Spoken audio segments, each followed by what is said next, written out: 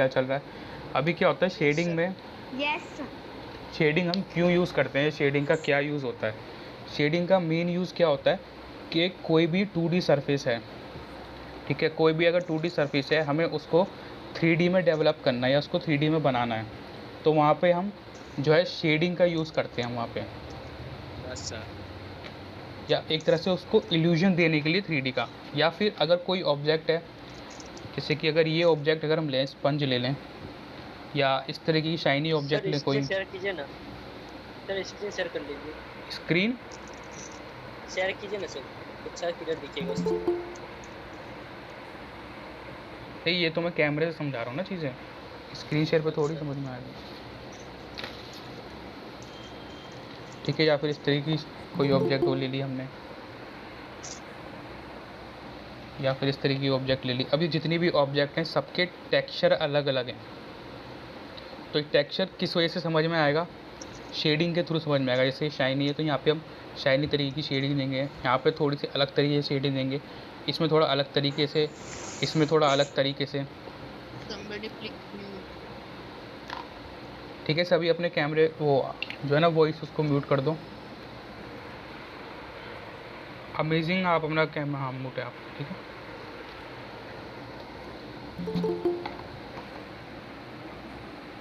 ठीक है, कुछ स्टूडेंट थोड़ा लेट भी आ रहे हैं, तो समझने की कोशिश करो ज़रा एक बार। अब शेडिंग में क्या क्या चीज़ें इंपॉर्टेंट रहती है। पहला रहता है हम शेडिंग क्यों यूज़ करते हैं, इल्यूजन पैदा करते हैं हम 2D चीज़ को 3D में दिखा के शेडिंग के थ्रू। शेडिंग एक तरह का हमारा हथियार है, हम उस तरह से उसको हथियार की तरह देख सकते हैं। हमारा जो सबसे ज़्यादा इंपॉर्टेंट टूल रहता है शेडिंग, वरना हमारी जो क्या बोलते हैं कि हमारी जो वो भी होगी ना, हमारी ड्राइंग होगी वो 2D लगेगी, एकदम कार्टून सी लगेगी वो। अब इसमें शेडिंग में बहुत सारी चीज़ें आ जाती हैं, जैसे लाइट हो गया, शेडो हो गया, ये सारी चीज़ें आ जाती हैं। इसके अंदर हमारा सबसे एक मेन चीज़ और आता है, शेडिंग हम करते किस तरीके से हैं, उसमें हमें प्रेशर का ध्यान रखना पड़ता है। प्रेशर कंट्रोल होना चाहिए हमारे हाथ में, हमें प्रेशर को कंट्रोल करना आना चाहिए अच्छे से। अभी हम थोड़ा सा देख लेते हैं एक बार किस तरीके से शेडिंग वगैरह, थोड़ी सी एक बार मैं शेडो लाइट के बारे में थोड़ा थ्योरी पढ़ा देता हूँ उसके बारे में, फिर थोड़ा सा उसके बाद हम प्रैक्टिकल भी एक बार करके देख लेंगे।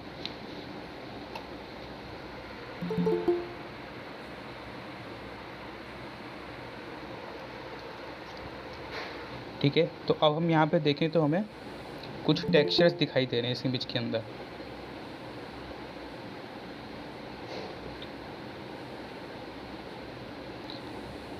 एक तो ये हमारा मेटल है, मेटल में किस तरीके से शेडिंग कर रखी है, स्किन का टेक्सचर दे रखा है यहाँ पे, ये बबल का टेक्सचर कैसे शाइन दे रखी है इसके अंदर।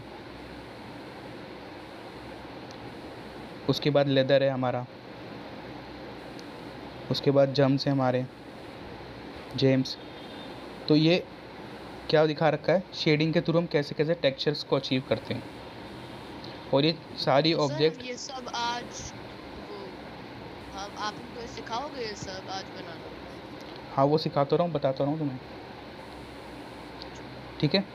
तो कैसे हम शेडिंग से टेक्सचर्स को अचीव करते हैं, टेक्सचर्स को निकालना, ये शाइनी टेक्सचर कैसे निकालेंगे, या फिर ये टेक्सचर वाला जो लेदर वाला है, मेटल वाला है, ये सब टेक्सचर्स को कैसे निकालेंगे शेडिंग के थ्रू। अब इसमें भी देखो,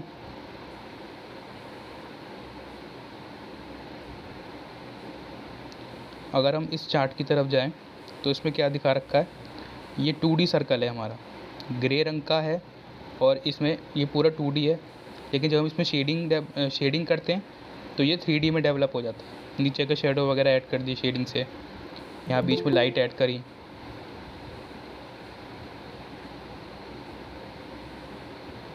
ठीक है, यहाँ बीच में लाइट ऐड करी। अब ये सारे सर्कल्स हैं, देखो सब राउंड सर्कल्स हैं, लेकिन सब में डिफरेंस दिखाई दे रहा है शेडिंग के थ्रू। यहाँ पे क्या दिखाई दे रहा है, ये कटा हुआ दिख रहा है, इसमें क्या दिख रहा है, सर्कल में कहीं कटा हुआ है। यहाँ पे भी क्या दिख रहा है कि कुछ जगहों पे इसको थोड़ा थोड़ा काट दिया है बीच में से। इसमें क्या दिख रहा है, इसमें क्या इल्यूजन पैदा हो रहा है कि एक तरह से सुरंग सी है, उसके अंदर जा रहे हैं। ये सब किसका मैजिक है, शेडिंग का मैजिक है ये। है सारे के सारे सर्कल्स ही, पर सबकी फॉर्म वगैरह सब कुछ चेंज हो चुका है सिर्फ और सिर्फ शेडिंग के थ्रू। तो इसलिए शेडिंग बहुत ज़्यादा इम्पोर्टेंट रहती है हमारी।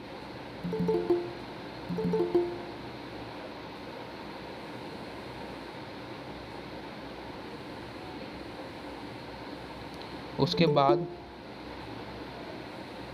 थोड़ा स्टूडेंट्स लेट आ रहे हैं।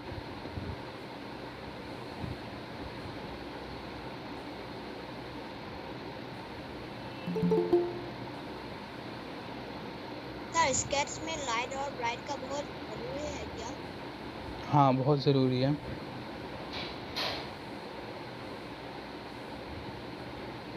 वो चीज़ें क्यों ज़रूरी है वही चीज़ें मैं समझा रहा हूँ,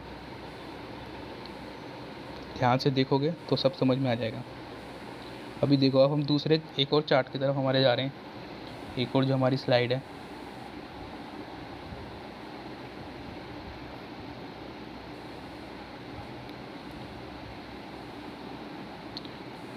दिख रहा होगा सबको clearly. Yes sir, yes.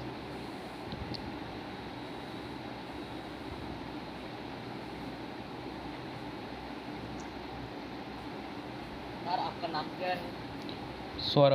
Saurabh Sharma नाम है मेरा, ठीक है।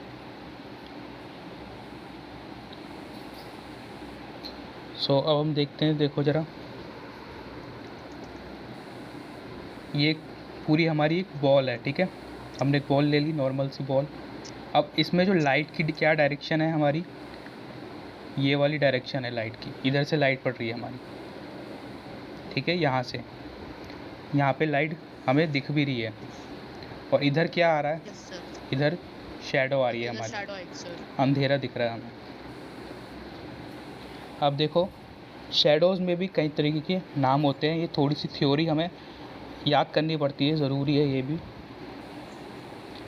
जब हमारी जो लाइट यहाँ से पड़ रही है और ये वाला एरिया लाइट में जा रहा है, और ये वाला एरिया क्या जा रहा है, शैडो में जा रहा है। तो जब लाइट यहाँ पे पड़ रही है, अब लाइट भी कुछ भी लाइट हो सकती है, बल्ब हो सकता है, सनलाइट हो सकती है, कोई भी तरीके की लाइट हो सकती है वो।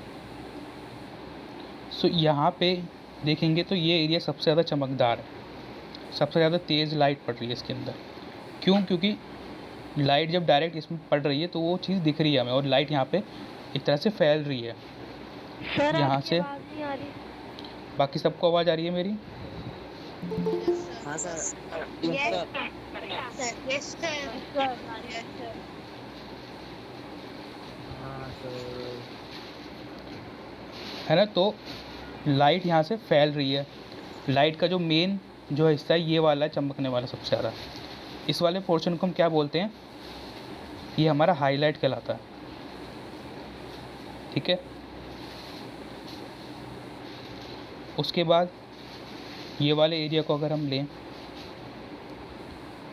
तो ये हमारी एक तरह से लाइट में लाइट वाला एरिया बोल सकते हो, या फिर हम इसको बोल सकते हो लाइट फॉर्म शैडो बोल सकते हो उसको, यानी कि हल्की हल्की शैडो है यहाँ पे। अब मैं समझाऊंगा, पहले मैं समझाता हूँ फॉर्म शैडो क्या होती है। फॉर्म शैडो होती है, ये जो ऑब्जेक्ट है ये राउंड है, अगर कोई क्यूब होता है यहाँ पे तो वो बॉक्स जैसा शेप का होता। कोई भी ऐसी शैडो जो उस फॉर्म के अकॉर्डिंग बन रही है, नाम से पता चल रहा है फॉर्म शैडो, फॉर्म के ऊपर जो शैडो बन रही है उसे फॉर्म शैडो बोलते हैं। अब यहाँ पे लाइट फॉर्म शैडो क्यों बोल रहे हैं इसको, क्योंकि ये लाइट है, लाइट एरिया है, और प्लस इसमें शैडो भी बन रही है, और वो फॉर्म शैडो है, तो इसलिए उसको लाइट फॉर्म शैडो बोल रहे हैं हम यहाँ पे। सिंपली इसको लाइट वाला एरिया भी बोल सकते हो, ठीक है। उसके बाद यहाँ पे ये जो शैडो बन रही है पूरी पीछे की साइड, थोड़ा सा ज़्यादा इसमें लाइनें हो गई हैं तो अलग कलर यूज़ कर लेता हूँ ताकि दिखाई दे, थोड़ा समझ में आए, कंफ्यूज ना हो कोई। अब ये वाले जो शैडो वाला एरिया है यहाँ हमारा, ये हमारा क्या कहलाता है, फॉर्म शैडो। सिंपली याद रखो इस वाले, ज़रूरी नहीं है कि डार्क फॉर्म शैडो ये सब याद रखो, सिंपल याद रखो फॉर्म शैडो। पूरी की पूरी यहाँ पे जो शैडो बन रही है वो फॉर्म शैडो बन रही है। कोई भी ऑब्जेक्ट है उसके ऊपर जो शैडो बन रही है उस ऑब्जेक्ट के ऊपर, वो हमारी फॉर्म शैडो होती है। तो जैसे इसके ऊपर ये जो शेडो बन रही है राउंड सी, क्योंकि राउंड सरफेस है तो राउंड ही शेडो बनेगी, तो वो हमारी फॉर्म शेडो कहलाई जाएगी। सिंपल सी चीज़ है। उसके बाद जो नीचे यहाँ पे जो शेडो बन रही है इसको हम बोलते हैं कास्ट शेडो। कास्ट शेडो क्या होता है? जो भी कोई ऑब्जेक्ट है उसका जो अपना साया होता है, ठीक है, कोई भी ऑब्जेक्ट ले लो, उसका कोई भी अपना साया, अगर तुम खड़े हो तुम्हारे नीचे जो शेडो बनती है वो हमारी कास्ट शेडो कहलाती है। देखो शेडो के कंफ्यूज नहीं होने की ज़रूरत नहीं है। शेडो के ऊपर जो ऑब्जेक्ट के ऊपर जो शेडो बनती है वो फॉर्म शेडो होती है, और जो उस ऑब्जेक्ट की शेडो बनती है नीचे ज़मीन पे या किसी भी सरफेस पे वो कास्ट शेडो होती है। हम शेडोज़ को क्यों स्टडी कर रहे हैं शेडिंग में? क्योंकि लाइट का ही सारा खेल है शेडिंग के अंदर, ठीक है। लाइट से ही हमें ऑब्जेक्ट्स दिखाई देती हैं। अगर लाइट नहीं होगी तो हमें कुछ दिखाई नहीं देगा, सब अंधेरा हो जाएगा। अब यहाँ पे कोर शेडो है। ये कोर शेडो क्या चीज़ होती है? बहुत ज़्यादा मैस हो गया इसके अंदर, एक बार ऐसे समझ में नहीं आएगा, इसको दोबारा ले लेता हूँ ज़रा, इसी पिक्चर को।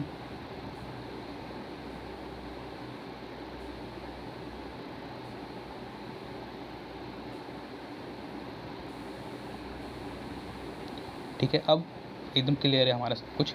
तो हम देखते हैं कोर शेडो क्या होती है हमारी।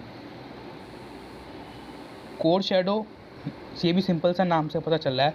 शेडो का जो कोर एरिया है, कोर क्या होता है? सबसे ज़्यादा जिसमें चीज़ें इकट्ठा हो गई है, शेडो सबसे ज़्यादा इकट्ठा हो गई है यहाँ पे जाके। सिंपल सा मान के चलो, जो एरिया सबसे ज़्यादा डार्क है ना शेडो में, फॉर्म शेडो, ये जो फॉर्म शेडो है हमारी, ये वाली फॉर्म शेडो, इसके ऊपर सबसे डार्क कौन सा है बताओ मुझे? क्या ये डार्क है? कोई बताएगा? ये डार्क है क्या? No sir, no sir, no sir, no sir. ये डार्क है क्या? हाँ सर, हाँ। No sir. No sir. नीचे वाला 6 नंबर 6। है ना, नीचे वाला डार्क है, लेकिन सर जहाँ पे ये शेडो जो है ना वो ऐसे जा रही है। Yes sir 4 number. ये 4 नंबर वाली यस सर वो डार्क है। है ना। तो ये हमारी कोर शेडो होती है। कोर शेडो को समझने का सबसे आसान तरीका ये भी है कि ये लाइट यहाँ से पड़ रही है। अभी थोड़ा आगे समझाऊंगा, चलो इसको भी। पहले हम ये समझ लेते हैं, जो सबसे डार्क है फॉर्म शेडो जो हो रही है ना, फॉर्म शेडो का सबसे डार्क पार्ट आ रहा है, और ये जो शेडो होती है ये 3D इल्यूजन पैदा करती है सबसे ज़्यादा। अभी अगर ये कोर शेडो यहाँ से हटा दूंगा ना मैं, ये बॉल उतनी 3D नहीं लगेगी। इस कोर शेडो की वजह से जो डार्क सी शेडो बीच में ऐसे बन के जा रही है, यही सबसे ज़्यादा इल्यूजन पैदा कर रही है इसमें डार्क 3D का। तो कोर शेडो बहुत ज़्यादा इंपॉर्टेंट होती है, और कोर शेडो बिगिनर सबसे ज़्यादा स्किप कर देते हैं, क्योंकि ये चीज़ पता नहीं होती कोर शेडो होती क्या है।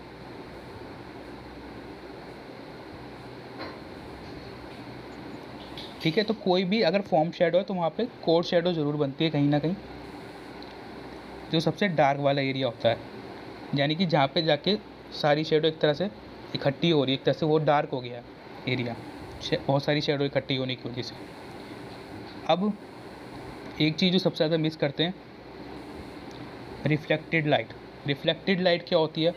यहाँ से लाइट पड़ रही है, अब ये लाइट जब यहाँ से पड़ी तो इस सरफेस पर टकरा के फिर वो वापस बाउंस होती है। अब जो बाउंस हो रही है तो अगर ध्यान से देखोगे तो ये वाला एरिया लाइट है, ये कोर शेडो वाला एरिया डार्क था, अब ये वाला एरिया देखो लाइट है। अब कोर शेडो बनने का रीज़न भी यही है, देखो लाइट वाला एरिया, ये लाइट वाला एरिया है, प्लस जो रिफ्लेक्टेड लाइट यहाँ से आ रही है, ये लाइट आई, लाइट इस पे पड़ी ऑब्जेक्ट पे, आई टकराई ज़मीन से, टकरा के वापस आई, बाउंस करी। अब उस बाउंस के बीच में ये वाला एरिया भी थोड़ा सा लाइट हो गया, तो बाउंस के बीच में जो शेडो डार्क हो गई ना, क्योंकि ये वाला तो लाइट हो गया एरिया थोड़ा सा, ये वाला सबसे ज़्यादा लाइट है क्योंकि लाइट के सामने है बिल्कुल।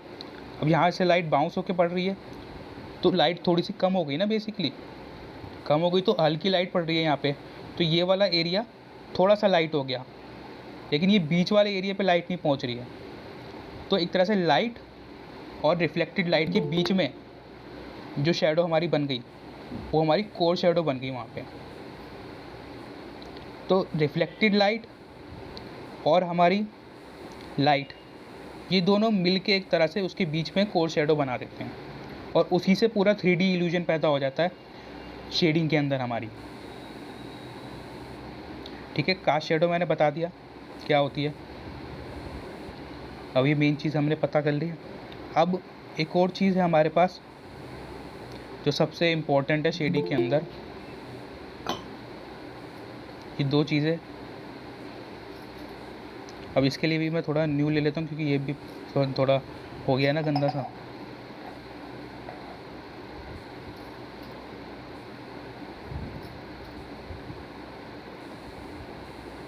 ये है हमारी सॉफ्ट एजिस और हार्ड एजिस।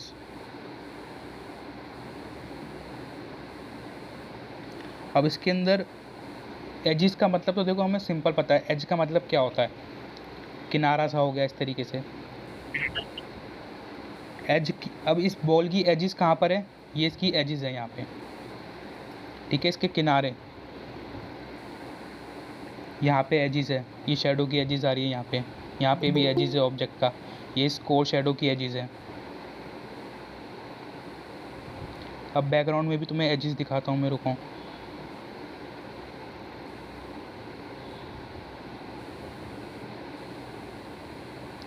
यहाँ पे ये इसको क्या देखोगे, ये किनारा सा ये रहा बैकग्राउंड का, ये भी तो एजिस ही है, ये भी एजिस है, यहाँ पे भी एजिस है। अब इसमें सिंपल सी एक चीज़ हमें ढूंढनी है, सॉफ्ट एजिस कौन सी हैं और हार्ड एजिस कौन सी हैं।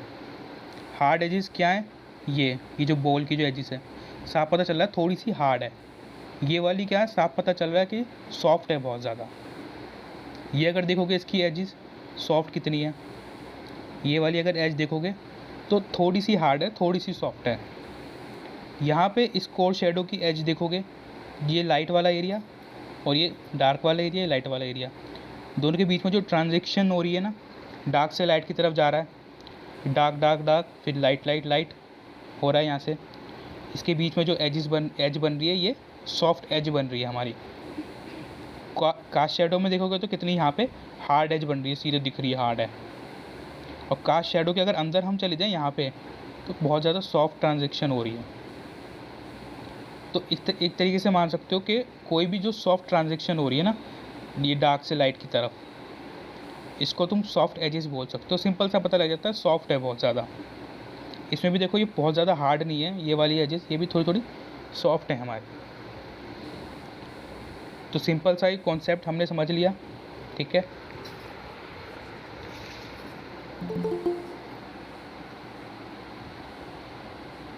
पेंसिल का सिंपल सा सिस्टम ये क्या रहता है, हम जो पेंसिल यूज़ करते हैं आर्टिस्ट लोग, हम लोग यूज़ करते हैं HB, 4B, 2B पेंसिल। सबसे अगर पूछोगे सबसे बढ़िया पेंसिल कौन सी है, आर्ट लाइन की सबसे बढ़िया पेंसिल होती है, सस्ती है और अच्छी है, ठीक है। उसके बाद इसमें भी हाँ कैमलिन चलेगी, पर ज़्यादा टाइम नहीं चलेगी, वो ज़्यादा टाइम चलती भी नहीं है। Art line, ART art line. पर डॉम्स आर्ट है बोथ ऑफ देम। हाँ डोम्स भी ठीक है, आर्ट लाइन आर्ट लाइन पर सबसे बढ़िया है, क्योंकि एक तो टूटती कम है और चलती भी ज़्यादा बढ़िया रहती है थोड़ी, है ना।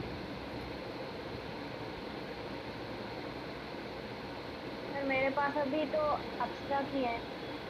कोई बात नहीं, वो यूज़ कर लो, कोई दिक्कत नहीं है।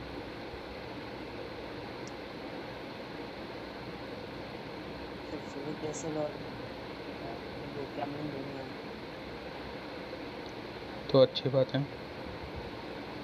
मेरे पास कैमलिन मेरे और पास अप्सरा कैमलिन दोनों है। कैमलिन है, हाँ जी सर। हाँ सर कैमलिन। अच्छी बात है। चलो कैमलिन एंड अप्सरा। सर मेरे पास आर्ट लाइन। कोई बात नहीं, जो पेंसिल है उसी से काम चला लेंगे। अब देखो पेंसिल में हमें क्या चीज़ ध्यान रखनी होती है। अब जैसे ये HB पेंसिल है, मैं यहाँ डार्क पेंसिल ले रहा हूँ 6B, ताकि अच्छे से समझा पाऊँ चीज़ों को। जब भी हम ड्राइंग करते हैं हमें HB पेंसिल ही यूज़ करते हैं, ताकि ड्राइंग जो है लाइट रहे, कि हमें ड्राइंग लाइट रखनी होती है। अब शेडिंग में क्या चीज़, हाँ बोलो। शेडिंग में ना एक तो हम ये चीज़ ध्यान रखते हैं कि हमें लाइट टू डार्क जाना होता है। तो इस तरीके से पहले इसमें प्रैक्टिस क्या करनी है आपको, इस तरीके से प्रैक्टिस करनी है। हल्का हल्का चलाना है हाथ को, एकदम हल्का हल्का इस तरीके से, और फिर थोड़ा थोड़ा प्रेशर बढ़ाना है।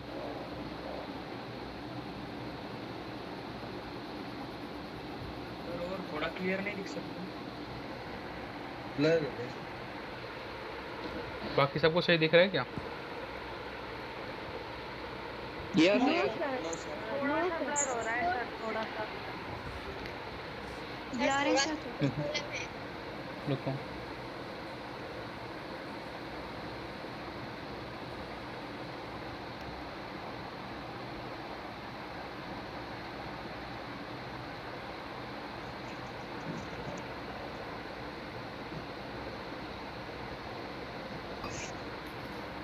सही हुआ क्या? ठीक है। अब इसमें सबको ध्यान से दिख रहा होगा 163 career in the visual art. Visual का क्या मतलब होता है? जो चीज़ हमें दिख रही है, विजुअल्स, इमेजेस। और इसमें क्या होता है, हम पेंटिंग में हम कोई विजुअल ही तो बना रहे हैं। पहले विजुअल हमारे माइंड में बनता है, हमारे दिमाग के अंदर, उसके बाद हम उसको जो है उसकी पेंटिंग बनाते हैं या उसको पेपर पे उतारते हैं। सो इसमें 163 करियर ऑप्शन दे रखे हैं। अब देखते हैं, एडवर्टाइजमेंट में दे रखा है ग्राफिक डिज़ाइन बन सकते हो, art director, layout artist, Illustrator, communication design Illustrator, paste up artist, display artist, package designer, calligrapher, type designer, window director, बहुत सारी चीज़ें हैं। ठीक है, अगर सारे पढ़ने बैठूंगा तो पता नहीं कितना टाइम लग जाएगा।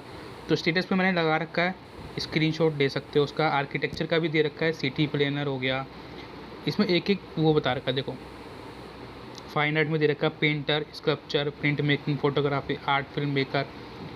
ठीक है, एनिमेटर हो गया, टीचर बन सकते हो, टेक्स्ट बुक आर्टिस्ट। मतलब क्या है? किसका मतलब? आर्टिस्ट क्या होता है?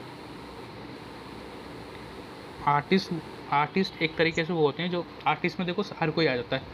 क्या बोलते हैं इसको, डांसर भी आर्टिस्ट आ जाता है, और क्या बोलते हैं एक्टर भी आ जाता है, सिंगर भी आ जाता है। जो भी एक तरह से आर्ट से रिलेटेड चीज़ हैं जिसमें आर्ट दिख रही है आपको, डांसर हो गया, सिंगर हो गया, ये सारे आर्ट के अंदर ही आ जाते हैं। तो ये सब आर्टिस्ट ही कहलाते हैं। लेकिन हम लोग क्या कहलाते हैं? हम लोग कहलाते हैं फाइन आर्टिस्ट। उसका भी एक फ़ाइन रूप आ गया, पेंटिंग वगैरह करने वाले जो हो गए, ये सारे फाइन आर्ट्स में आ जाते हैं। ठीक है, तो इसमें क्या है, सारे के सारे ऑप्शन दे रखे हैं जो आर्ट के बाद हमारे खुल जाते हैं। अब लेकिन मैं क्या कह रहा हूँ कि जितने भी ऑप्शन दे रखे हैं किसी में भी कोई स्कोप नहीं है। ठीक है, अगर कोई भी आपसे बोले कि आर्ट में स्कोप है या नहीं, तो सीधे उसके मुंह पर ये बात बोलो कि स्कोप नहीं है। डॉक्टर में कोई स्कोप नहीं है, इंजीनियर में कोई स्कोप नहीं है, और सिंगिंग में, एक्टिंग में, कोई भी फील्ड उठा लो, कोई भी फील्ड, किसी में कोई स्कोप नहीं है। स्कोप आप खुद होते हो, आपको स्कोप बनाना पड़ता है अपनी स्किल्स के थ्रू। अपनी स्किल्स को इम्प्रूव करके आपको स्कोप खुद बनाना पड़ता है। अगर आप ये सोच के जाओगे कि इस फील्ड में बहुत ज़्यादा स्कोप है, मैं डॉक्टर बन जाता हूँ क्योंकि डॉक्टरी में बहुत ज़्यादा स्कोप है, या मैं इंजीनियर बन जाता हूँ, इंजीनियर में बहुत ज़्यादा स्कोप है, फंसोगे जाके, वहाँ जाके फंस जाओगे। लेकिन अगर देखोगे कि भाई मेरा टैलेंट किस चीज़ में है, मेरा पैशन किस चीज़ में, मेरा जुनून किस चीज़ में, उस चीज़ को फॉलो करना होता है। और अगर आपका पैशन अगर कबूतर उड़ाने में भी है ना, उसमें भी आप करियर बना लोगे, उसमें भी आप स्कोप बना लोगे। कबूतर के बारे में सब कुछ पढ़ पढ़ के, सारी नॉलेज निकाल निकाल के। तो आर्ट तो अपने आप में इतनी बड़ी फील्ड है, इतने सारे कॉरपोरेट्स होते हैं, इतनी सारी कंपनीज़ होती हैं, डिज़ाइनिंग कंपनीज़ होती हैं जिनको डिज़ाइंस बनवाने होते हैं, उनको डिज़ाइनर चाहिए होते हैं। ये लोग कौन होते हैं? ये लोग आर्टिस्ट ही तो होते हैं। इन सबको ड्राइंग आना, एनिमेशन में जो जाते हैं, एनिमेशन में बहुत ज़्यादा पैसे मिलते हैं। हर फील्ड में बहुत ज़्यादा पैसा मिलता है वैसे तो। एनिमेशन में जो चीज़ बनाते हैं, पहले ये सब चीज़ें हाथ से बनती हैं, हाथ से बनानी आनी चाहिए। जितनी भी ट्रेडिशनल ड्राइंग हो गई, ड्राइंग सबसे ज़्यादा इंपॉर्टेंट चीज़ है आर्ट के अंदर। बिगिनर सबसे ज़्यादा गलती क्या करते हैं, वो सबसे पहले कूदते हैं या तो शेडिंग में या फिर पेंटिंग में। पर पेंटिंग और ड्राइंग आपकी जब ही इम्प्रूव होगी, पेंटिंग और शेडिंग आपकी जब ही इम्प्रूव होगी जब आपकी ड्राइंग स्ट्रॉन्ग होगी। सबसे पहले आपकी ड्राइंग का स्ट्रॉन्ग होना जो है सबसे ज़्यादा ज़रूरी होता है। और उसके बाद ही हमारे लिए सारे करियर ऑप्शंस खुलते हैं आर्ट के अंदर, चाहे वो डिज़ाइनिंग हो, चाहे वो एनिमेशन हो, चाहे वो पेंटिंग हो, चाहे वो कोई भी फील्ड हो, चाहे फैशन डिज़ाइनिंग क्यों ना हो। ठीक है, सबसे पहले आपकी ड्राइंग अच्छी होना बहुत ज़रूरी है वहाँ पे। Okay sir. ठीक है, तो बहुत से लोग हमारे घर में आते हैं जो ये बात बोलते हैं कि आर्ट में करियर नहीं है, ये नहीं है। तो सिंपल सा है, उसको आप ये पूरा चार्ट दिखा सकते हो कि भाई इतने सारे करियर ऑप्शंस हैं आर्ट में। और या तो उन लोगों को नॉलेज नहीं होती, और बेसिकली 3 टाइप के आर्टिस्ट होते हैं जो मैं आपको बताने वाला हूँ, ए, बी और सी। ए आर्टिस्ट वो होते हैं जिनके पास बहुत ज़्यादा स्किल होती है, बहुत ज़्यादा स्किल होती है उन आर्टिस्टों के पास। ठीक है, ए आर्टिस्ट, और उस स्किल के थ्रू वो बहुत पैसा कमाते हैं, उनके पास अंधा पैसा होता है, करोड़पति होते हैं वो लोग। अगर आप अपने पेरेंट्स को दिखाओगे या किसी को भी दिखाओगे कि एम.एफ. हुसैन को ले लो एग्जांपल के लिए, पिकासो को ले लो, तो क्या बोलते हैं यार इनकी तो निकल गई, ये लोग तो लकी थे। पर लोग ये नहीं बोलते कि उन्होंने कितनी मेहनत करी थी, कि उन्होंने कितनी अपनी स्किल्स को इम्प्रूव किया था, अपनी स्किल्स पे कितनी मेहनत करी थी। एक पिकासो की छोटी सी स्टोरी क्या थी कि पिकासो की अगर किसी ने आर्ट वर्क देखी होंगे तो लोग बोलते हैं कि वो किस तरीके से आर्ट वर्क बनाते हैं, टेढ़ी मेढ़ी सी पेंटिंग बना दी और वो करोड़ों की बिक्री है। तो ऐसी एक कोई लेडी उनके पास आई थी, उन्होंने बोला था कि मेरे लिए आप एक पेंटिंग बना दो। पिकासो ने 10 सेकंड के अंदर एक कुछ भी आड़ी टेढ़ी सी लाइनें खींच के उनको बना के दे दी। तो वो लेडी हंसने लगी, कहने लगी ये आप क्या मजाक कर रहे हो मेरे साथ, मैंने बोला कि आप मेरी पेंटिंग बना दो, आपने ये क्या बना के दे दिया मुझे। तो पिकासो ने क्या बोला कि ये जो पेंटिंग है ये मान के चलो 50 लाख की है। उन्होंने बोला 50 लाख की ये पेंटिंग है, आप इसको कहीं भी बेच दो। वो औरत हंसी, उसने बोला यार ये आदमी मेरा बेवकूफ़ बना रहा है। वो वापस घर पे आ गई चढ़ के, लेकिन फिर उसने मार्केट में जब पता किया तो उसने बोला अरे वाह ये तो पिकासो की पेंटिंग है, हम तो आपको इसको 50 लाख रुपए हंसते हंसते देने को तैयार हैं। तो वो शौक हो गई लेडी, वो गई भागी भागी पिकासो के पास किसी एग्जीबिशन में कि आप पिकासो हैं, आपने मेरे को पेंटिंग बना के दी थी और मुझे आपसे ये सीखना है, आप मुझे ये सिखाइए, आपने 10 सेकंड में कैसे इतनी बड़ी आर्ट बना दी। तो पिकासो ने उससे क्या बोला कि मैडम मैंने जो आपको 10 सेकंड में आर्ट बना के दी है, इसको सीखने के लिए मैंने अपने 30 साल दिए हैं अपनी ज़िंदगी के, जो मैंने आपको 10 सेकंड में बना के दे दी। तो वो 30 साल की स्किल्स थी जो लगातार इम्प्रूव होती गई, तब पिकासो का वो स्टाइल निकला जो बाद में करोड़ों का बना, जितने का भी बना। वैसा तो खैर बात की चीज़ें। अब जब भी हम जो ए लेवल के जो आर्टिस्ट होते हैं ना, इनको देखते हम मोटिवेट भी हो जाते हैं, कई बार डिमोटिवेट भी हो जाते हैं कि उनका हो गया, उनके पास बहुत स्किल थी, हमारा कहाँ से होगा। तो यह हमें चीज़ ध्यान रखनी होती है कि हमें बेबी स्टेप्स लेने होते हैं, धीरे धीरे स्टेप बाय स्टेप हम जाते हैं। कोई भी चीज़ अगर हम सीख रहे हैं तो हम अपनी जड़ों से स्टार्ट करते हैं, बेसिक से स्टार्ट करते हैं। एकदम जड़ें हमारी जब तक मजबूत नहीं होंगी तब तक उसके ऊपर जो भी बिल्डिंग हम बनाएंगे वो गिर जाएगी। तो पहले जड़ें मजबूत की जाती हैं। अब ए टाइप के आर्टिस्ट हो गए, अब हो गए एक बी टाइप के आर्टिस्ट। बी टाइप के आर्टिस्टों में भी 2 तरह की कैटेगरी होती है, एक होती है नेगेटिव, एक होती है पॉजिटिव। नेगेटिव वाले जो हैं सबसे ज़्यादा खतरनाक हैं, क्योंकि ये आपका करियर भी ख़राब कर सकते हैं, आपको बुरी तरीके से डिमोटिवेट भी कर सकते हैं। तो इन लोगों से दूर रहना, इस तरह के आर्टिस्टों से। ये लोग क्या करते हैं, इनकी इनकम होती है 50,000 महीने की, 1 लाख महीने की, पर ये लोग क्या बोलते हैं कि यार आर्ट में तो करियर नहीं है, मेरी तो ज़िंदगी ख़राब हो गई आर्ट करके। क्यों? क्योंकि उन्हें लगता है यार मैं बस 50,000 ही कमा रहा हूँ। उनके पास स्किल होती है, बहुत अच्छी स्किल होती है उनके पास। उन्हें लगता है कि यार मैं तो बस 50,000 कमा रहा हूँ महीने के, 1 लाख कमा रहा हूँ, मैं तो अनसक्सेसफुल हूँ, मैं सक्सेसफुल नहीं हूँ। जबकि एक तरीके से देखा जाए तो 50,000 या 1 लाख रुपए छोटी रकम नहीं होती है। फिर भी वो लोग अपने मन से संतुष्ट नहीं है, क्योंकि उनको और ज़्यादा पैसा चाहिए। तो वो इस तरह की नेगेटिविटी भी फैलाते हैं। उनकी अच्छी जॉब होती है, अच्छा कमा रहे होते हैं, अच्छा खा रहे होते हैं अपनी स्किल के थ्रू, फिर भी वो क्या बोलते हैं यार पैसा बहुत कम कमा रहे हैं हम, क्योंकि उनके खर्चे भी एक तरह से ज़्यादा ही होंगे, जब भी वो ऐसा बोल रहे हैं। अब उसमें भी जो ए बी वाली दूसरी कैटेगरी है वो थोड़े संतुष्ट होते हैं, उनको पता है कि मैं 50,000 महीने कमा रहा हूँ, मैं खुश हूँ इसमें, उन्हें ज़्यादा नहीं चाहिए। वो उतने में खुश होते हैं अपनी लाइफ से कि उन्होंने अपने पैशन को कहीं ना कहीं फॉलो किया और आज वो अच्छी एक इनकम जनरेट कर पा रहे हैं। 50,000 रुपये, ये मैं मीडियोकर आर्टिस्टों की बात कर रहा हूँ, जो मीडियम पे आ रहे हैं ना, मीडियम लेवल पे आ रहे हैं, जो कहीं जॉब कर रहे हैं, या इन सभी कहीं ना कहीं ऑप्शंस में वो है, क्योंकि जॉब के रास्ते भी बहुत सारे खुल चुके हैं आर्टिस्टों के लिए आज के टाइम पे। आज हम लोग जिस टाइम में रह रहे हैं वो बहुत ज़्यादा गोल्डन टाइम है आर्टिस्टों के लिए। क्योंकि बहुत सारी अपॉर्चुनिटी अब आर्टिस्टों के लिए निकलने लगी है और ज़्यादा। जो लोग बोलते हैं ना कि लोग यार अब तो फोटोग्राफर कैमरा आ गया, अब कौन पेंटिंग बनवाएगा, अब कौन पोर्ट्रेट बनवाएगा, लेकिन अब और ज़्यादा अपॉर्चुनिटीज़ खुल गई हैं आर्टिस्टों के लिए, क्योंकि अब सबसे ज़्यादा गोल्डन पीरियड चल रहा है हमारे पास। सोशल मीडिया जैसा ब्रह्मास्त्र है आज के टाइम पे, जहाँ पे हमारे 100 लाइक, अगर यहाँ पे बताऊँ कि हर किसी के 10-20 लाइक तो एटलीस्ट अगर कोई डाल देगा तो आराम से आ जाते हैं। तो वो 10-20 जो 100 लोग भी देख रहे हैं ना, वो 100 लोग इंसान हैं। अगर उन लोगों को सामने खड़ा कर दिया जाए तो बहुत सारे दिखेंगे। आप लोग 50 लोग हो, आप लोग इसमें सिर्फ 50 का आंकड़ा दिख रहे हो, लेकिन अगर आप लोगों को साथ में एक जगह बैठा दिया जाए कॉल में तो बहुत सारे लोग हो गए, है ना, क्योंकि वो इंसान है, वो लोग वो रियल इंसान है, वो हमें देख रहे हैं, हमारे काम को देख रहे हैं। दूसरी चीज़, जो सी कैटेगरी के आर्टिस्ट होते हैं, ये आर्टिस्ट क्या होते हैं, बहुत ज़्यादा अनसक्सेसफुल होते हैं अपनी लाइफ में। ये इसका और ये सबसे ज़्यादा नेगेटिविटी यही लोग फैलाते हैं कि आर्ट में करियर बिल्कुल ही नहीं है, बर्बादी है, ये वो, मैं बर्बाद हो गया, ये हो गया, वो हो गया। पर अगर आप इन आर्टिस्टों का काम उठा के देखोगे ना कहीं तो इनकी स्किल्स बहुत ज़्यादा क्या होती हैं, थोड़ी सी डाउन होती हैं, उतनी अच्छी नहीं होती। और ये अपनी स्किल्स को, सबसे बुरी बात ये है, ये अपनी स्किल्स को इम्प्रूव करने की तरफ फोकस भी नहीं करते। इनका फोकस क्या रहता है, सिर्फ पैसे की तरफ, पैसा पैसा पैसा मिल जाए कहीं से, जबकि इनका फोकस रहना चाहिए कैसे भी करके मेरी स्किल्स इंप्रूव हो, ताकि उस स्किल्स के थ्रू पैसा मिले। पैसा मिलता कैसे, स्किल्स के थ्रू, जो आप दूसरे सामने वाले इंसान को वैल्यू प्रोवाइड करते हो, उससे आपको मनी मिलता है। और आर्ट तो अपने आप में ही ऐसी चीज़ है जो क्रिएट करती है, आर्टिस्ट क्रिएट करता है चीज़ों को, है ना। तो आप अपने आप में ही एक क्रिएटर हो। आप कुछ पेंटिंग बना रहे हो, कुछ भी आप डिज़ाइन कर रहे हो, कुछ भी आप सिर्फ माइंड में सोच भी रहे हो, तो आप कुछ क्रिएशन की तरफ जा रहे हो। वो क्रिएटिविटी को इम्प्रूव करता है आपकी।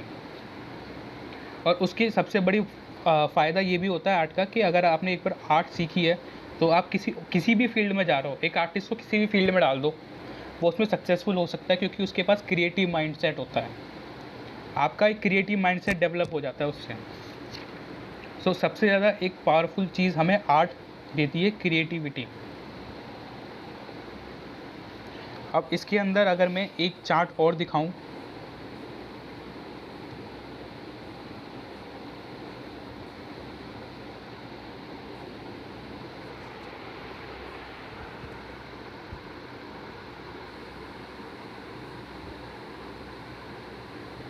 देखो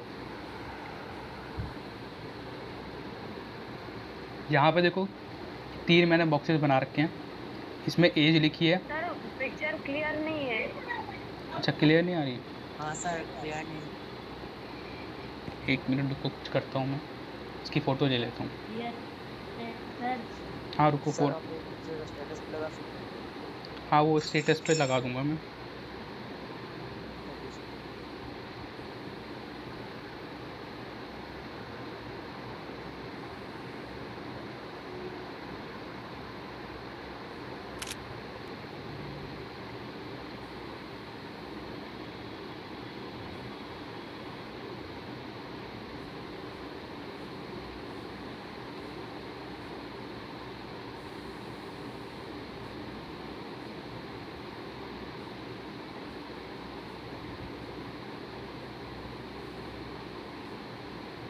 अभी देखो, जो इसमें से भी ना 500 लोगों को भेजी गई थी, फ्री ड्राइंग क्लास का ऑफ़र था, तो उसमें से भी 50 लोग 40 लोग अभी रुके हुए हैं। 50 लोग आए थे, उसमें से भी 40 लोग रुके हुए।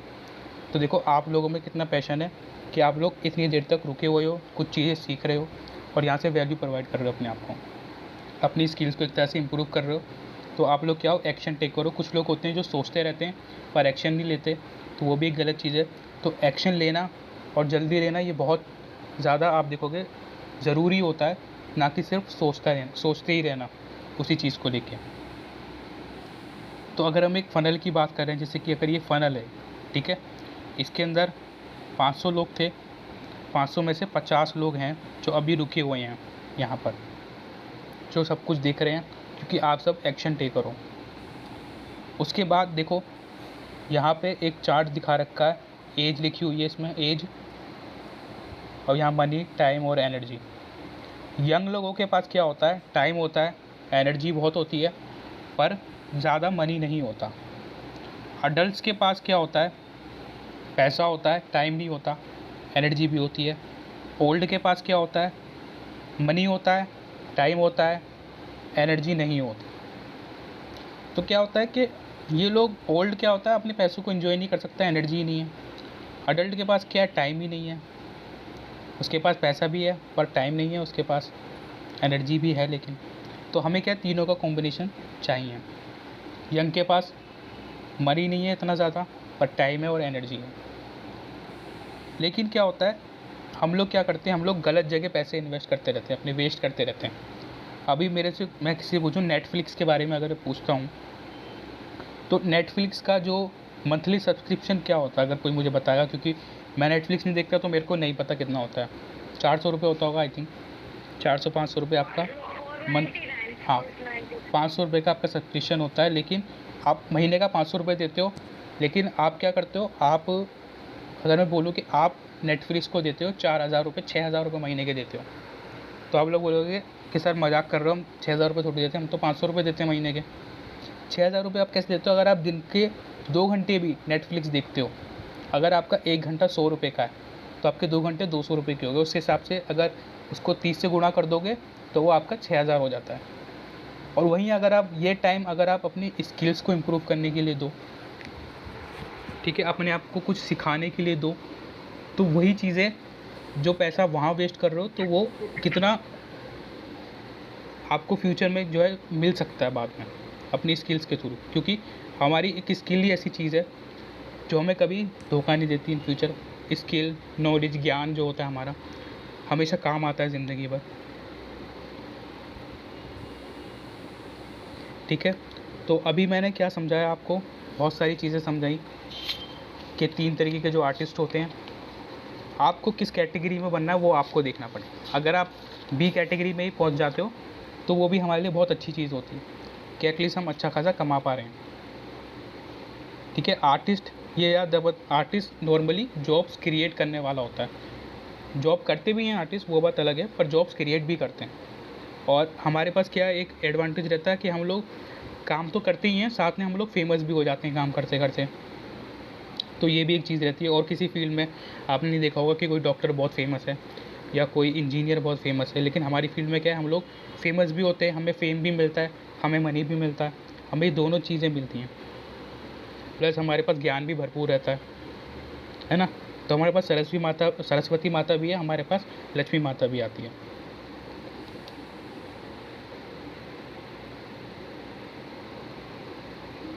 अभी क्या है, अभी मैं आप लोगों के साथ एक अपॉर्चुनिटी है जो बेसिकली हमारी एकेडमी प्रोवाइड करती है, वो मैं आपको बताने जा रहा हूँ। ठीक है, तो उसकी तरफ एक बार देख लेते हैं ज़रा।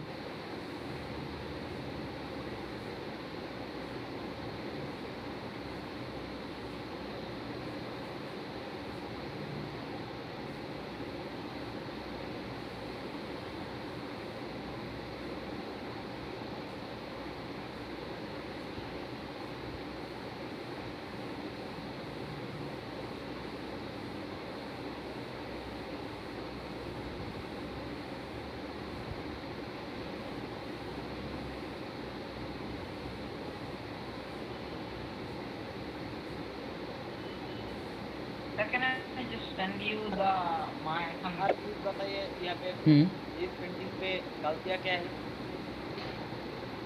अभी तो बहुत सारी दिक्कत ड्राइंग में ही हो रही है तुम्हारे।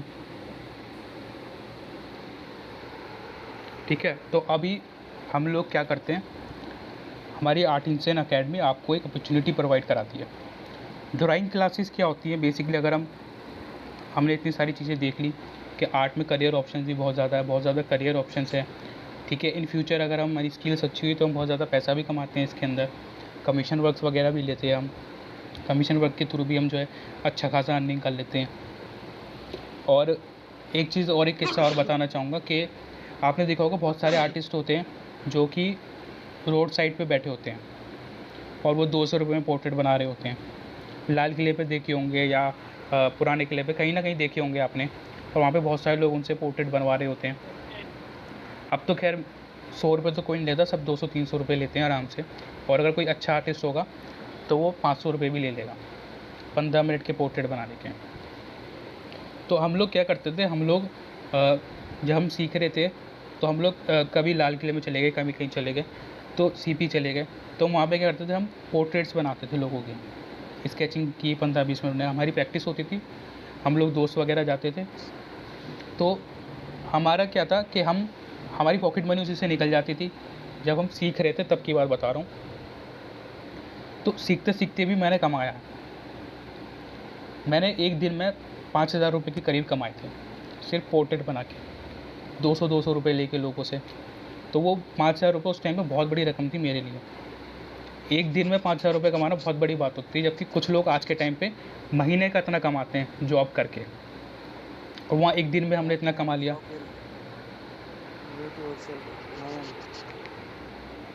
अच्छा, कैमरा ऑफ कर लो सभी अपना।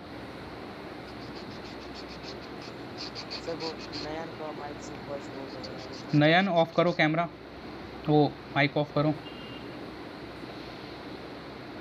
है ना। तो जो हम देखते हैं यार, ये तो रोड साइड आर्टिस्ट है, ये तो ऐसे ही होगा, वो ऐसे ही नहीं होते हैं। वो बहुत पैसा कमा लेते हैं रोड पे बैठ कर ही। अब आप देखो कि एक आर्टिस्ट में कितनी पावर है कि वो रोड पे बैठ के भी बंदा कमा रहा है। रोड पे बैठ के कोई कमा के दिखा दे जरा, भीख तो नहीं मांग रहा ना, अपनी मेहनत का ही तो कमा रहा है। वो भी इतना कमा के दिखा दे। जो 10-15 हज़ार की जॉब कर रहे हैं बाहर लोग, जो ये बोलते हैं कि आर्ट में करियर नहीं है, उनसे ज़्यादा तो एक रोड साइड आर्टिस्ट कमा लेता है। अगर कल को कोई आपसे पूछे कि आर्ट में करियर नहीं है, तो आपके पास जवाब होगा देने के लिए, है ना। सर आपने भी ये वाला टॉपिक कब स्टार्ट किया? एक्चुअली मैं एक साइड भी गया हुआ था। कौन सा वाला टॉपिक? सर सेकंड वाला आर्ट करियर वाला। ये तो बहुत देर से स्टार्ट हो रहा है। तो मैं गया हुआ था अभी। कितनी देर के लिए गए थे? सर मैं 15-20 मिनट्स के लिए गया हूँ। जहाँ तो देखो, फिर अभी जितना मैंने समझाया, देखो मैंने तुम्हें बता देता हूँ थोड़ा सा शॉर्ट में, कि आर्ट में जो मैंने बताया कि आर्ट में करियर ऑप्शंस बताए थे, तो करियर ऑप्शंस बहुत ज़्यादा होते हैं। स्टेटस पे मैंने पैम्पलेट लगा दिया है, उसमें 163 ऑप्शंस लिखे हुए हैं, जबकि उससे भी ज़्यादा ऑप्शंस हैं वैसे। उसमें 163 ऑप्शंस लिखे हुए हैं कि आर्ट में किन किन जगहों पे किन किन फील्ड्स में क्या क्या करियर है ना। तो जो लोग ये बोलते हैं, अच्छा एक मज़े की बात हो रही है कि जो इंसान आपके घर में आके बोल रहा है ना कि यार आर्ट में करियर नहीं है, उस बंदे को आप ऊपर से नीचे तक देखोगे वो आर्ट से ही ढका हुआ है।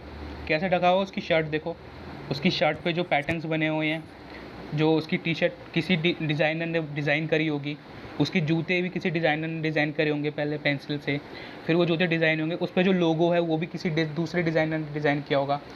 तो वो, और उसकी जीन्स देखो, जीन्स पे जो डिज़ाइन है वो भी किसी फैशन डिज़ाइनर ने बनाया होगा, किसी आर्टिस्ट ने बनाया होगा। तो हर चीज़ से वो आर्ट से ही ढका हुआ है। वॉच देखोगे, घड़ी पहनी है हाथ में, घड़ी का डिज़ाइन भी पहले पेंसिल से ही तो बनता है हाथ में, वो भी तो डिज़ाइनर्स बनाते हैं, आर्टिस्ट बनाते हैं। ऐसा तो नहीं है कि वो सीधे मशीन में डाला और बन के निकल गया जादू से, है ना, ऐसा तो नहीं होता। तो जो मज़े की बात है, जो इंसान कह रहा है ये बात, वो खुद ऊपर से नीचे तक आर्ट से ढका हुआ है। अच्छा, अब जो मैं आपको बता रहा था, है ना, तो वही तो बता रहा हूँ कि, हाँ बोलो। नहीं मैं वो आप वही कह रहा था, कंटिन्यू कर सकते हो। हाँ, तो अभी क्या होता है, हम कहाँ जाके फंस जाते हैं। आर्ट हमें सीखनी तो है, ड्राइंग हमें सीखनी तो है, पर ड्राइंग क्लासेस क्या होती है, अगर इंडिया में देखें तो कहीं ना कहीं उस तरह के मेथड्स नहीं सिखाए जा रहे, उस तरह की टेक्निक्स नहीं सिखाई जा रही। अभी हमारी एकेडमी में क्या होता है, हम जो इंटरनेशनल मेथड्स हैं लंदन वगैरह में जो सिखाए जा रहे हैं वो सब सिखाए जाते हैं। अब लंदन में अगर सीखने जाओगे तो कम से कम करोड़ों लाखों रुपए की फ़ीस है उनकी, लंदन वालों की, तो वहाँ तो जा नहीं सकते, वो तो पॉसिबल ही नहीं है। अब इंडिया में देखें तो इंडिया में अगर कोई ऐसे सिखा भी रहा है तो बहुत ज़्यादा फ़ीस चार्ज कर रहे हैं। एक साल की फ़ीस 1-2 लाख है प्राइवेट अकेडमीज़ में जाएंगे तो।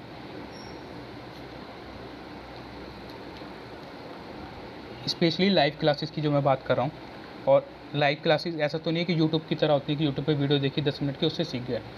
यूट्यूब में क्या सबसे बड़ा डिसएडवांटेज रहता है कि यूट्यूब पे आदमी अपनी पसंद के हिसाब से, आपको नोट्स बनानी सीखनी है, आपको पेंटिंग करनी सीखी, आप सर्च करोगे सीधे, उसमें 50 आर्टिस्ट हो गए, पहले तो वहीं कन्फ्यूज़ हो गए कौन सी वीडियो देखें, कौन सही बता रहा है, कौन गलत बता रहा है ना। आधे से ज़्यादा बिगिनर्स हैं जो दूसरे की किसी की पेंटिंग को देखा और वहाँ से कॉपी करके उसी को वीडियो बना के डाल दी, छोटे छोटे बच्चे देखोगे जो वीडियोस बना बना के डाल रहे हैं, वो भी किसी न किसी आर्टिस्ट की यही कॉपी करके वहीं से उठा के कुछ भी खिचड़ी बना के डाल दी, तो पूरी यूट्यूब पे खिचड़ी बनी हुई है। उसमें भी हम अपने इंटरेस्ट के हिसाब से सर्च कर रहे हैं उसे। बैक बिहाइंड द सीन्स क्या है, बिहाइंड में क्या काम हो रहा है, उस पेंटिंग से पहले क्या प्रोसेस किया गया है, क्या प्रैक्टिसेस, क्या एक्सरसाइज की गई हैं, वो चीज़ें कोई शेयर नहीं करेगा। वो सब चीज़ें अकेडमीज़ में सिखाई जा रही है, और अकेडमीज़ की फ़ीस बहुत ज़्यादा है। मैं अच्छी अकेडमीज़ की बात कर रहा हूँ, लोकल अकेडमीज़ की बात नहीं कर रहा मैं, जो गवर्नमेंट सर्टिफिकेट्स प्रोवाइड कर रही है उनकी बात कर रहा हूँ। उनकी फ़ीस कहीं भी आपको 1 लाख से कम तो कहीं मिलेगी ही नहीं, और उसमें भी बहुत ऐसी कम गिनी चुनी होंगी, 1-2 अकेडमी होंगी जो इंटरनेशनल मेथड सिखा रही होंगी, जो लंदन, अमेरिका, जहाँ पे जो चीज़ें सिखाई जाती हैं। हाँ, 1 लाख से तो ऊपर ही रहेगा, क्योंकि जब मैंने सीखा था तो मेरी फ़ीस भी कुछ इस तरीके से ही गई थी, और वहाँ पे इंटरनेशनल मेथड नहीं सिखाए थे, वो सारे इंडिया के कुछ उतने ख़ास मेथड थे नहीं। तो इंडिया में तो मैंने यही चीज़ देखी है कि इंटरनेशनल मेथड्स की तरफ फोकस नहीं करते, पता नहीं क्या करते हैं, अपनी ही चलाते हैं। अच्छा, और एक चीज़ और है। सर अब जैसे हाँ। मैं आर्मी करता हूँ, हाँ हाँ एक अकाडमी करता था, हमारे पास बहुत सारे ऑप्शंस होते हैं आपको कोर्स चीज़ के लिए। जैसे हम्म जैसे आप स्टडीज़ के लिए ले लो, उसमें MBA हो गया, बहुत सारी वो होती है। हम्म तो फिर वो चीज़ तो आर्ट में होगी, 8 में होगी, 8 में तो होगी ना, बहुत सारे अभी मैंने बताया आर्ट था। एक तरीके से हाँ, तुम्हारी आवाज़ टूट रही है ना बीच में, इसलिए समझ नहीं आ रहा क्या कह रहे हो। आपको जैसे अपनी पड़ेगी। हम्म ठीक है, तो अब मैं आगे बढ़ता हूँ और समझाता हूँ। अगर मैं हाँ, सर BFA क्या होती है? BFA फाइन आर्ट्स की डिग्री होती है, बैचलर ऑफ फाइन आर्ट्स। अभी जो बता रहा हूँ ये फाइन आर्ट का ही कोर्स है आपका, ये आपका ईयरली कोर्स है, ठीक है। इसमें हमने 3 कोर्स बनाए हैं। एक आपकी रेगुलर ट्रेनिंग होती है जो मंडे टू फ्राइडे होती है। अगर आप बहुत ज़्यादा सीरियस हो आर्ट को लेके तो आप मंडे टू फ्राइडे वाली ट्रेनिंग ले सकते हो। अगर आप ठीक है, आप सीखना चाहते हो, अच्छे से इम्प्रूव करना चाहते हो आर्ट को, तो जो हमारी क्लासेस होती है वो मंडे ट्यूसडे होती है। मंडे ट्यूसडे आपकी 2 वर्कशॉप्स होती हैं इसमें, और आपके मंथली आपके 8 सीजन्स हो गए, जो आपकी 2 घंटे की क्लासेस होती हैं ऑनलाइन। ऑफलाइन में आपकी 1 घंटे की क्लास होती है 3:30 से 4:30 बजे तक की, और ऑनलाइन में होती है आपकी 6 से 8 बजे तक की क्लास, मंडे ट्यूसडे। उसके बाद जो दूसरी क्लास मैंने बताई वो पोर्ट्रेट की है। उसमें क्या है, उसमें सब कुछ पोर्ट्रेट से रिलेटेड है, बेसिक से लेकर एडवांस तक पोर्ट्रेट सिखाई जाती है। जो आपने देखा होगा बहुत सारे आर्टिस्ट होते हैं जो ऐसे चारकोल लिया, खट खट खट खट मारा और पोर्ट्रेट बन गई, तो वो एडवांस मेथड भी उसमें सिखाए जाते हैं। पहले आपको बेसिक से सिखाया जाएगा, धीरे धीरे फिर एडवांस की तरफ लेके जाएंगे। पोर्ट्रेट वाला कोर्स उन स्टूडेंट्स के लिए है जिनको सिर्फ पोर्ट्रेट सीखनी है, जिनको सिर्फ पोर्ट्रेट से ही मतलब है, जिनको हर हाथ में पोर्ट्रेट सीखनी है, कमीशन वर्क करने हैं, बिल्कुल पोर्ट्रेट की दीवानगी है, वो पोर्ट्रेट वाले कोर्स में जा सकते हैं। उससे पहले जो है हमारा आता है बेसिक टू एडवांस वाला कोर्स है ये हमारा। इसमें आपको सब कुछ सिखाया जाता है जो एक BFA में सिखाया जाता है ना 4 साल की डिग्री में, वो सारी चीज़ें आपको 1 से 2 साल के अंदर सिखाई जाती हैं। अब इसके अंदर क्या होता है, आपका बेसिक ड्राइंग हो गई, सारा लिखा हुआ है, शायद किसी को दिख ना रहा हो, यहाँ पे मैंने स्क्रीन शायद बंद कर रखी है, तो स्क्रीन ऑन कर देता हूँ मैं। आपकी स्क्रीन शेयर नहीं हो रही। हाँ, देखो यहाँ पे बेसिक ड्राइंग, उसके बाद पहले आपको बेसिक ड्राइंग सिखाई जाएगी। अभी जो मैंने बताया वो शेडिंग के बेसिक मेथड्स बताए थे, उसमें क्या होगा, हम थोड़ा डीप में समझेंगे शेडिंग को, स्टेप बाय स्टेप सीखेंगे। तो पहले हम बेसिक ड्राइंग क्या होती है वो समझेंगे, फंडामेंटल सीखेंगे आर्ट के। अभी जो सिखाया वो शेडिंग के फंडामेंटल थे, वो ड्राइंग के फंडामेंटल नहीं थे, ड्राइंग के फंडामेंटल अलग होते हैं थोड़े से। तो पहले हमारी ड्राइंग में काम चलेगा, फिर शेडिंग की तरफ जाएंगे, फिर पेंटिंग की तरफ जाएंगे। तो बेसिक में क्या है, basic drawing, material study, realistic drawing हो गई, सेमी रियलिस्टिक क्या होता है, रियलिस्टिक का आधा। जो तुमने एनिमीज़ देखे होंगे, कार्टून कैरेक्टर, ड्रैगन बॉल जी, गोकू, ये सब देखा होगा, ये सब सेमी रियलिस्टिक में आ जाता है। रियलिस्टिक के थोड़ा सा क्लोज होता है, वो पूरा रियलिस्टिक नहीं है। रियलिस्टिक में तो हम इंसान आ गए।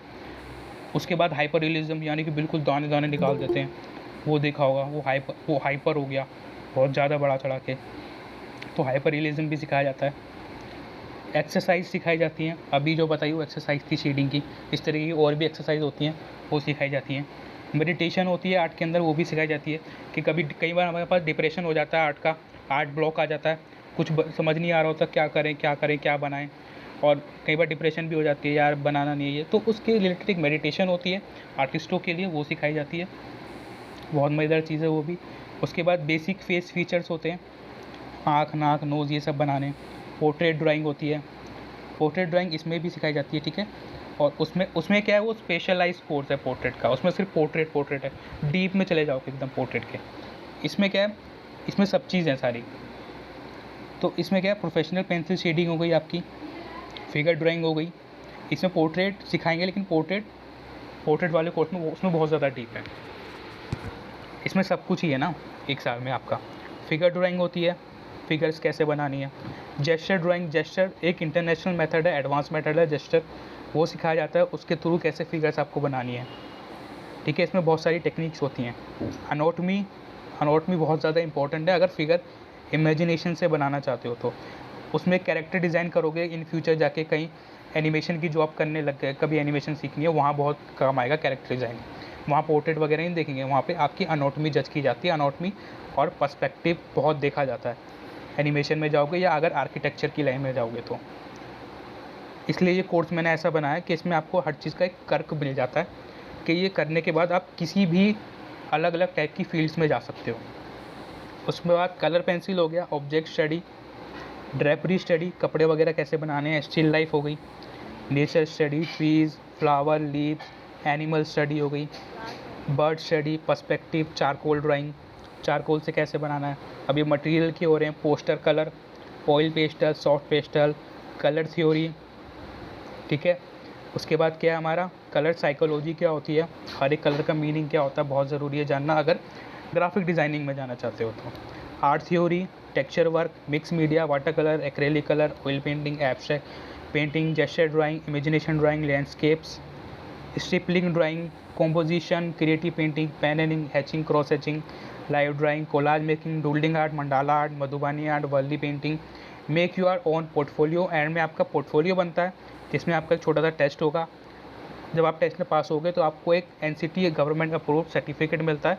उसके थ्रू अगर कहीं जॉब लेनी है फ्यूचर में, पहली बात तो सर्टिफिकेट होना चाहिए। अगर कहीं जॉब लेने जा रहे हो तो वहाँ जॉब सर्टिफिकेट को दिखा के थोड़ा एडवांटेज मिल जाएगा, तो जॉब वगैरह ईजिली मिल सकती है। बना विदाउट सर्टिफिकेट जॉब आजकल लोग देते नहीं हैं, या तो आपकी स्किल बहुत एक्स्ट्रा ऑर्डिनरी हो तब दे सकते हैं। सर हाँ बोलो। ये जो बिगनर टू एडवांस का कोर्स था, उसका क्या फीस और कितने टाइम का होगा ये? हाँ वही बता रहा हूँ, देखो अभी क्या है, इसमें फ़ीस बहुत ज़्यादा कम रखी गई है। ऑफ़र चल रहा है इसलिए फ़ीस कम कर दी गई है। फ़ीस पहले काफ़ी ज़्यादा थी, काफ़ी ज़्यादा तो नहीं, खैर तब भी बहुत अफोर्डेबल थी फ़ीस। तब आपकी मंथली फ़ीस 2000 रुपीज़ थी। अब आपकी फ़ीस जो है, मंथली फ़ीस आपकी 1000 रुपीज़ कर दी गई है। और ये जो फ़ीस है ये लिमिटेड टाइम के लिए। लिमिटेड टाइम भी मतलब कोई टाइम पीरियड नहीं है इसमें एक बोल सकते हो कि ये है कि मैं एक ही टीचर हूँ तो मैं ज़्यादा बच्चे नहीं पढ़ा सकता, मेरी भी एक लिमिट है। तो सिर्फ 10 स्टूडेंट्स तक के लिए ही बैच हमारा ओपन है, ठीक है। सिर्फ 10 स्टूडेंट्स के लिए बैच ओपन है। उसके बाद क्या होगा, फ़ीस अपनी नॉर्मल प्राइस पे आ जाएगी, 2000 रुपये हो जाएगी आपकी मंथली फ़ीस। और जो 10 स्टूडेंट पहले अपनी सीट बुक कर लेते हैं, नेक्स्ट क्लास, हाँ नेक्स्ट क्लास के लिए आपको रजिस्टर करना पड़ेगा। मैं लिंक प्रोवाइड कर दूंगा, ठीक है, सभी को। आप अकेडमी की वेबसाइट का लिंक होगा, उस पर जो आप, हाँ सर तो ये मंथली फीस सिर्फ 1000 रुपीज़ होगी ऑनलाइन की? हाँ ऑनलाइन की।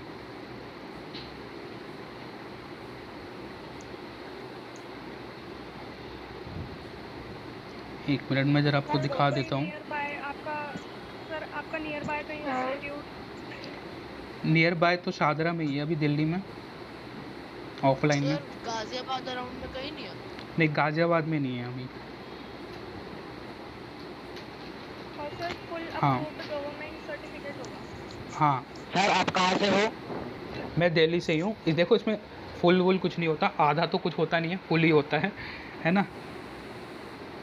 तो इसमें आपका 1 साल का सर्टिफिकेट होता है, और इसी कोर्स के अंदर अगर आप 2 साल तक रहते हो तो वो आपका फिर डिप्लोमा में डेवलप हो जाता है। 2 साल या 3 साल अगर रहते हो फिर क्या होता है ना, चीज़ें डीप होती होती चली जाती हैं। आप जितने साल इंक्रीज करते जाओगे तो डीप होती चली जाएगी। 3rd ईयर में अगर आप जाओगे तो बहुत ज़्यादा यानी कि 3 साल में आपकी MFA तक का आपको नॉलेज मिल जाएगा उस डिप्लोमा के अंदर। सर MFA क्या होता है? MFA आपकी मास्टर ऑफ आर्ट्स होती है। ये आपकी पूरी टोटल मिला के 6 साल की डिग्री बनती है BFA और MFA की। ठीक है, अब इसमें देखो स्क्रीन ओपन है ना, दिख रहा है सबको? Yes sir. ठीक है, इसमें देखो 3 कोर्स हैं। मंडे टू फ्राइडे वाला रेगुलर ट्रेनिंग है, पोर्ट्रेट कोर्स है, और ये हमारी मंडे ट्यूसडे वाली हॉबी ट्रेनिंग है। इसको अगर मैं आपको ये लिंक मिलेगा, आपको इसमें 3 में से जिसमें इनरोल करना है। पहले तो आप तीनों देख सकते हो, तीनों के प्राइजेस क्या हैं, फ़ीस क्या है तीनों की। अब देखो इसमें सारी इन्फॉर्मेशन लिखी हुई है, इसको आप एक और अच्छे से पढ़ लो। 8 सीजन्स पर टर्म यानी कि पर monthly, 2 sessions a week, 2 hours के आपके लॉन्ग सेशंस होते हैं। 1000 रुपये की आपकी स्टूडेंट फ़ीस है। और अगर हम नेक्स्ट करें तो आपकी ये 999 आपकी जो मंथली फ़ीस होती है। ये लिंक मैं आपको प्रोवाइड करा दूंगा। इसके अंदर देखो सभी तरह की आपको ईमेल एड्रेस डालना है इसमें, और फ़ोन नंबर डालना है इसमें आपको अपना। उसके बाद आप किसी भी मेथड से इसमें फ़ीस पे कर सकते हो वेबसाइट पे। ये सभी पेटीएम से हाँ, किसी से भी कर लो। ये आपके सारे सभी स्टूडेंट के वर्क्स हैं। और अगर इसको मैं हटाऊँ यहाँ से, 1 मिनट हट। सर हाँ बोलो। अगर Sir, मैं if I want to आपको switch my कलर में code थोड़े to से color pencil start. हाँ, ये देखो ये आपका पोर्ट्रेट का कोर्स है। ये जो वर्क है ये स्टूडेंट का वर्क है हमारी। ठीक है, सेम सीजन है इसमें भी। इसको नेक्स्ट करोगे तो इसकी फ़ीस जो है 2000 है मंथली पोर्ट्रेट के कोर्स की। पोर्ट्रेट का कोर्स बेसिकली एक चीज़ का बेनिफिट ये भी है कि अगर पोर्ट्रेट सीख लेते हैं तो हम वही है ना अर्निंग करने लगते हैं। तो वही है, आप जितना सीखोगे इतना तो आप 1000 रुपये तो क्या आप एक पोर्ट्रेट बना के भी कमा सकते हो ना। तो काफ़ी ज़्यादा कम फीस है ये। सर क्योंकि फिर कमीशन वर्क स्टार्ट हो जाते हैं ना। हाँ, और प्लस क्या है कि मैं हेल्प टीचर हूँ तो मैं भी तुम्हारी हेल्प करता हूँ। फ्राइडे आप बता रहे थे। मंडे टू फ्राइडे, हाँ वही दिखा रहा हूँ। Monday to Friday, Monday to Friday में क्या है आपके 22 सीजन है यानी कि। अभी ट्रेनिंग में क्या होता है? हाँ, क्या कह रहे हो? अभी ट्रेनिंग में क्या होता है? तो मंडे ट्यूसडे है। मंडे ट्यूसडे और मंडे फ्राइडे में सेम होता है, पर उसमें आपके सीजन्स बढ़ जाते हैं ना, आपकी क्लासेस बढ़ जाती हैं। कितना है उनका? वही दिखा रहा हूँ। ये प्रोफेशनल ड्राइंग कोर्स के नाम से मैंने इसको रखा हुआ है, जो बहुत ज़्यादा सीरियस है उनके लिए। इसके आपके 22 सीजन्स पर टर्म है, यानी कि मंथली आपकी 22 क्लासेस होती हैं। सैटरडे संडे की छुट्टी रहती है। इसकी जो फ़ीस है आपकी मंथली 4000 रुपीज़ है। ये भी काफ़ी ज़्यादा कम है, क्योंकि अगर और दूसरी अकेडमी में जाओगे तो 5000, 7000, 15000, मतलब 10-15 हज़ार से वो नीचे नहीं लेंगे रेगुलर ट्रेनिंग के, मंडे टू फ्राइडे की। और स्पेशली अगर वो सर्टिफिकेट भी दे रहे हो गवर्नमेंट का, नहीं तो बहुत लोग सर्टिफिकेट भी नहीं देते वो आपको। आप कितने साल से आर्ट्स में हैं? मुझे तो काफ़ी टाइम हो गया, 7-8 साल तो हो गए होंगे मेरे ख्याल से। सर हाँ बोलो। सर जिस नंबर पे मैंने आपको मैसेज किया था हम्म। लिंक में जिसने आपने हमको भेजा था, अगर मैं आपको उस पे अपने 1-2 आर्ट वर्क्स भेजूँ तो आप मेरे को वो बता सकते हैं कि मतलब मेरे को और क्या इम्प्रूव करना चाहिए? हाँ, वो भेज सकते हो। ठीक है, अब देखो अगर एकेडमी के पेज पे जाएं हम। अच्छा, हमारा एक और फ़ायदा ये रहता है, हम एकेडमी जो है आप बच्चों के काम को प्रमोट करती रहती है, स्टूडेंट्स के काम को, तो वहाँ पे आपके वर्क्स वगैरह भी अपलोड करते रहते हैं। तो ये स्टूडेंट की बिफ़ोर आफ्टर इमेज है, पहले बच्चे का काम कैसा था और फिर अब आफ्टर कैसा हुआ है। और ये सिर्फ इन बच्चों को सिर्फ 3 महीने 4 महीने ही हुए हैं, कोई ज़्यादा टाइम भी नहीं हुआ। ये भी स्टूडेंट के वर्क्स हैं सारे पोर्ट्रेट के। ये जो शेडिंग इसमें करी हुई है ये विदाउट ब्लेंडिंग है शेडिंग, इसमें कोई ब्लेंडिंग स्टम्प्स वगैरह यूज़ नहीं हुए हैं, प्रोफेशनली शेडिंग की गई है। अगर बैकग्राउंड में भी देखोगे तो वहाँ पे कुछ ब्लेंडर यूज़ नहीं हुए। ये देखो, ये पोर्ट्रेट के कुछ मेथड्स होते हैं, वो सिखाए जाते हैं जिसके थ्रू आपकी पोर्ट्रेट इम्प्रूव होती है। बच्चों के रिव्यूज़ देख सकते हो वहाँ पे स्टूडेंट्स के जाके। ये फ्री हैंड ड्राइंग कैसे बनानी है, एनिमल्स की हो गई, ह्यूमंस की हो गई, वो सारी टेक्निक्स सिखाई जा रही हैं यहाँ पे। शेप्स निकालनी चाहिए। हाँ, ये अनॉटमी सिखाई जाती है। मंडे क्लास की कितनी फीस है? मंडे ट्यूसडे आपकी 1000 फीस है, मंडे ट्यूसडे वाली क्लास की। ये पर्सपेक्टिव है। कोर्स पोर्ट्रेट कोर्स की आपकी 2000 है फीस।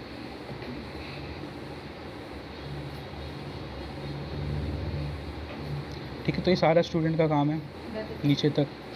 मैम आपको मतलब काफ़ी एक सकते हैं अपने जो मतलब एक जो मैंने पोर्ट्रेट बनाया है आपको और रिव्यू कैसा मैं आपका भेज सकता हूँ?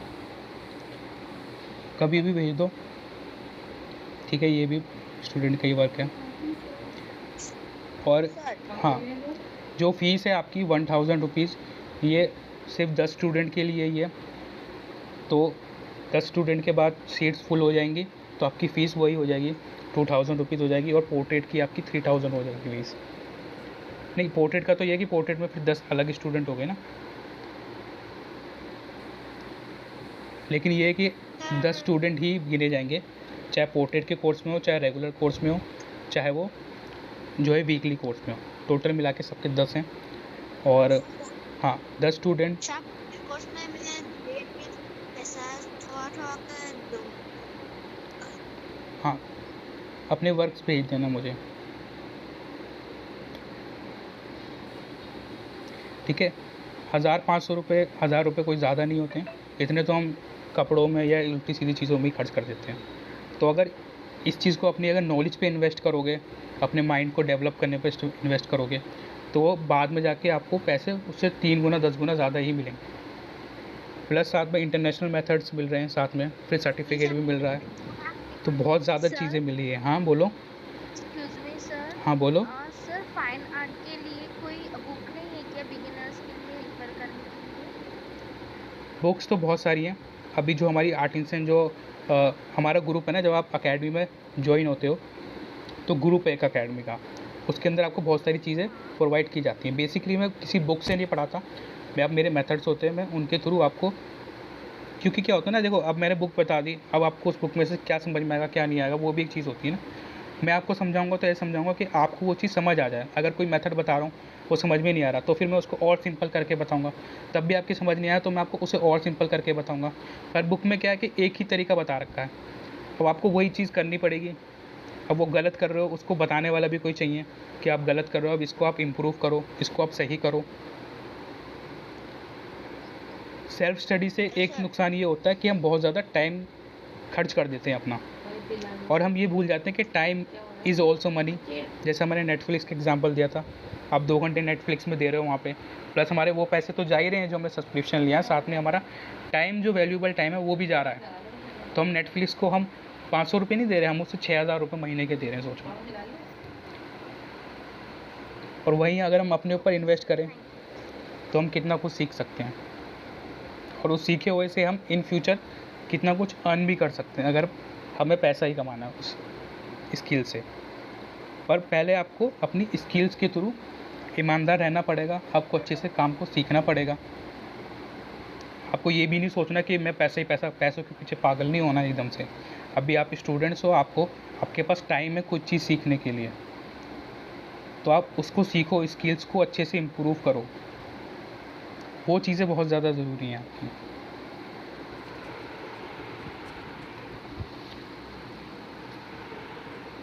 ठीक है, तो आई होप कि आपको आज का सेशन सभी को पसंद आया होगा बहुत ज़्यादा, और लिंक में जो है क्लास के। बहुत यूजफुल था ये सेशन। थैंक यू बेटा। ठीक है, तो मैं आपको क्लास में इनरोल करने का लिंक जो है भेज दूंगा, और क्लासेस के लिए सिर्फ 10 स्टूडेंट की ही सीट्स जो है खाली होंगी, उसके बाद फीस अपने नॉर्मल प्राइस पे आ जाएगी। ठीक है, सो बाय स्टूडेंट्स। हाँ बोलो। Bye sir. सबसे एक फेवर मांगना चाहता हूँ। हाँ बोलो। सर मैं अपने मेरा जो ये ईमेल आईडी है, मैं इस पे अपनी आर्ट की वीडियोस बनाता हूँ, मैं हम्म। चाहूँगा सर कि सब एक बार वो विजिट कर लें एंड अगर अच्छा लगता है तो सब्सक्राइब कर दें। हाँ वो सब देखो वो तो कर ही लेंगे, उसकी कोई बात नहीं, लेकिन सब्सक्राइब कोई जब भी करता है जब आपकी ड्राइंग अच्छी होगी। अभी आप फोकस करो अपनी स्किल्स को इम्प्रूव करने पे, है ना। अभी आप ना वैल्यूबल टाइम, आप जैसे बहुत सारे मैंने देखा छोटे छोटे बच्चे यूट्यूब पे कर रहे हैं, लेकिन क्या हो रहा है उनकी स्किल इंप्रूव नहीं हो रही उस वजह से। तो आप अपनी फोकस करो, अपनी स्किल्स को अच्छे से इम्प्रूव करो, उसको शार्प आउट करो। यूट्यूब कहीं भागा नहीं जा रहा, यूट्यूब तो ज़िंदगी भर रहेगा ही। हाँ बोलो। एक और चीज़ मैं पूछना चाहती हूँ। हाँ बोलो। अभी जैसे आपने अभी ये फर्स्ट फ्री क्लास, तो इसके अलावा और भी कोई और फ्री क्लास है या नेक्स्ट क्लास से पेमेंट वाली चालू है? नहीं, नेक्स्ट क्लास से फिर आपकी क्लासेस चालू हो जाएंगी ना। ये वाली फ्री क्लास तो आपकी एक वर्कशॉप दिखा ले।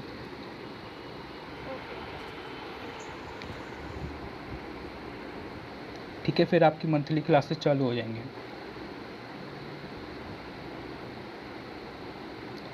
ठीक है, तो बाय स्टूडेंट्स, आपको पसंद आया होगा आज का सेशन, और लिंक्स मैं सबको प्रोवाइड करा दूंगा। हाँ बोलो। Bye Varshita, thank you. Hello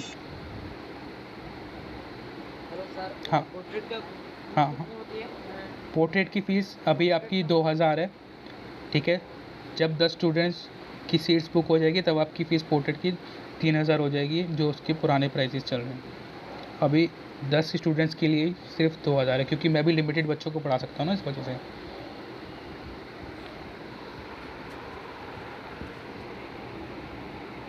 सो अभी 50 स्टूडेंट्स थे, तो 10 सीट्स काफ़ी जल्दी बुक हो जाएंगी। तो आप अपनी सीट जो है टाइम पे बुक कर लें। So bye students, sir good night. Good night, good night all of.